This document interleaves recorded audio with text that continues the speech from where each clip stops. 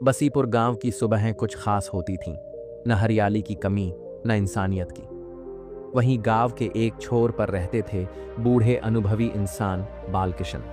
उनकी उम्र लगभग 75 साल थी, लेकिन चेहरे पर वही ठहराव, वही शांति जो सदियों पुरानी कहानियों में साधु और मुनियों के मुख पर होती है। लोग उन्हें बालकिशन बाबा कहते थे और उन्हें किसी की बात का जवाब देना बहुत कम पसंद था।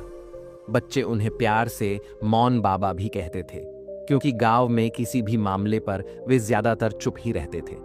कभी कोई पंचायत में उन्होंने अपनी राय नहीं दी, कभी किसी की बुराई पर प्रतिक्रिया नहीं दी, बस मुस्कुराते रहते थे। बहुतों को लगता था कि बाबा अब कुछ समझते नहीं हैं, लेकिन असलियत ये थी कि वे बहुत गहराई से समझते थे, जिंदगी को, लोगों को, रिश्तों को और सबसे बड़ी बात, शब्दों की ताकत को। बाबा के मौन स्वभाव के साथ समय ऐसा ही बीतता गया। एक दिन गांव में एक बड़ा विवाद हुआ।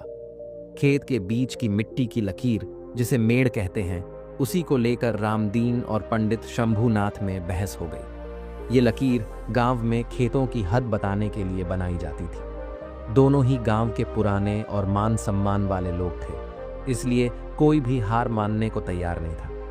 बात इतनी बढ़ गई कि आखिर में गांव के लोगों ने मिलकर पंचायत बैठाई। पंचायत में सभी लोग इकट्ठा हुए। हर कोई अपनी राय दे रहा था। चिल्ला चिल्ला कर कोई कहता, रामदीन झूठ बोल रहा है, तो कोई चिल्लाता, शंभूनाथ हमेशा धोखा देता है। माहौल काफी विवाद से भरा हुआ था। तभी गांव के प्रधान ने बालकिशन बाबा से पूछा, बाबा आप बताइए क्या करना चाहिए? बाबा ने सभी की तरफ देखा। एक लंबा मौन खींच गया। फिर उन्होंने आंखें बंद कीं और चुप रहे। कोई उत्तर नहीं दिया। लोगों ने हंसते हुए कहा, अरे रामकिशन बाबा तो अब कुछ बोलते ही नहीं हैं, लगता है उन्होंने समझना छोड़ दिया है। लेकिन बाबा बस मुस्कुराए। प्रधान ने बालकिशन बाबा के मौन का सम्मान करते हुए जैसे तैसे खुद से ही बड़े मुश्किल से पंचायत का माहौल संभाल लिया और दोनों को आपस में समझौता करके पंचायत की बैठक को पूरा किया।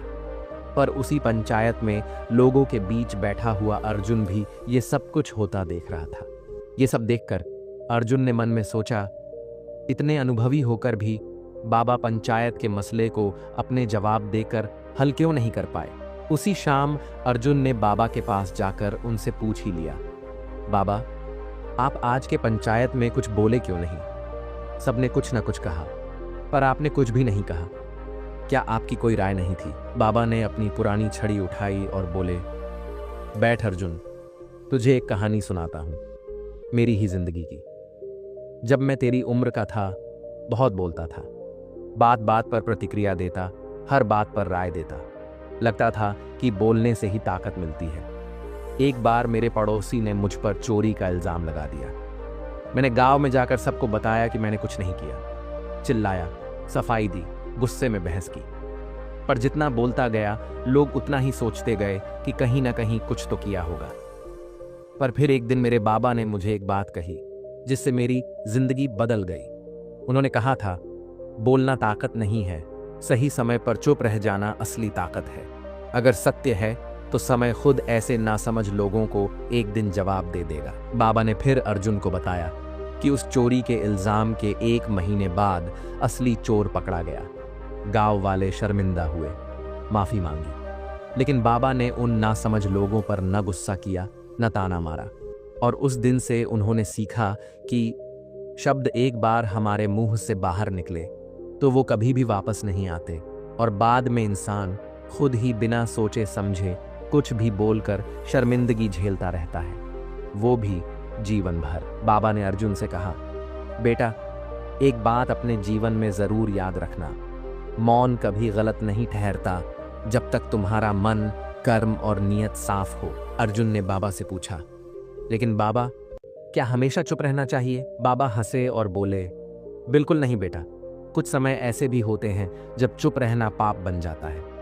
बाबा ने अर्जुन को इंसान को किस जगह और परिस्थिति में बोलना चाहिए ये बताया। उन्होंने आगे कहा, जब किसी नारी का अपमान हो रहा हो, जब कोई गरीब का हक छीना जा रहा हो, जब झूठ सच को दबाने लगे, तब किसी भी इंसान का बोलना कर्तव्य बन जाता है।